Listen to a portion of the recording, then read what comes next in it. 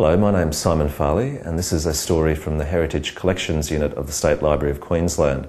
And the subject of my story today is the 19th century architect Andrea Stombuco. It's just one of many stories here at the State Library of Queensland, but it's a very important story because Stombuco features prominently in our architectural heritage.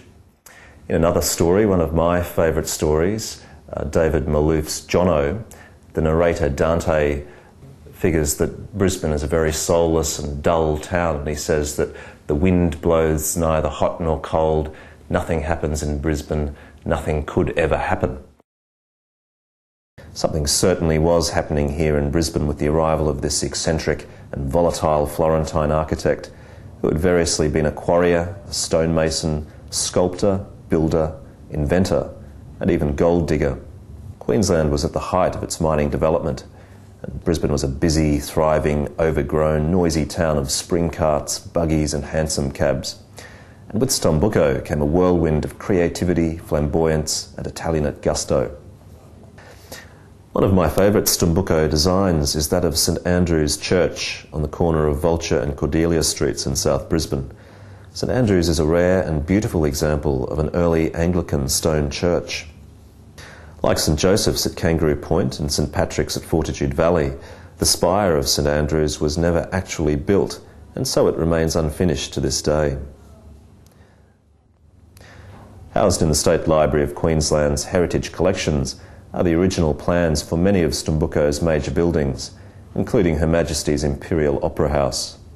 Later Her Majesty's Theatre, this building above all received more publicity than any other of Stombuco's commercial buildings, and was designed in partnership with his son Giovanni.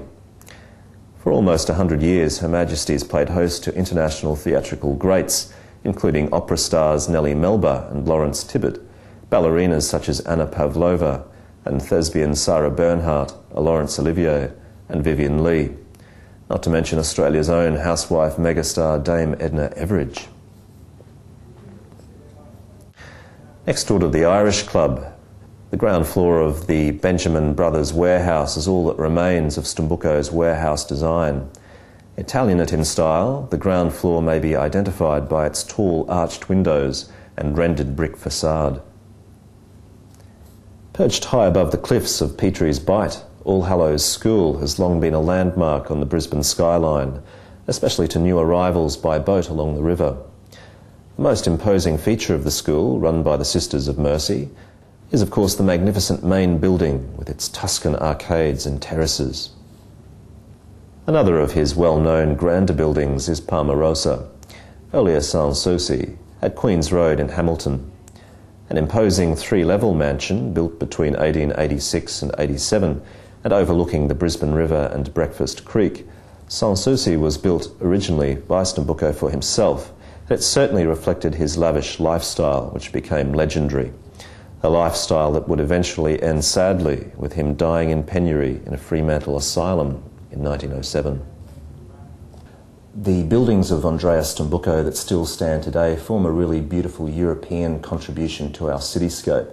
For those buildings, and for those buildings also that have been lost to time, the plans still survive here at the State Library of Queensland.